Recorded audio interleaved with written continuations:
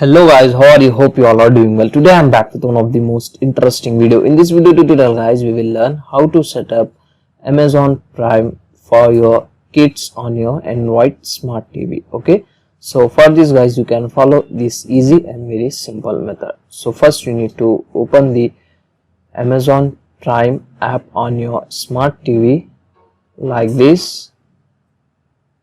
After opening here, it will ask you admin or kids. Okay, so from here you need to select the kids like this. It will show the all content on Amazon Prime related to your kids children's, as you can see guys. Okay,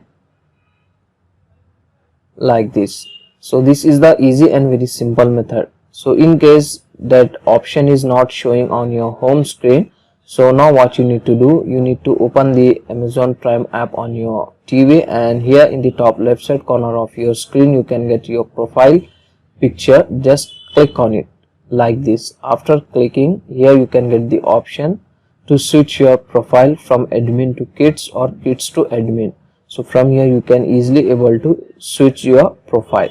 So this is the very easy and very simple method. So that's it for today guys. Hope you enjoy this video. If you enjoy, please guys like, share and subscribe to our channel. Thank you very much.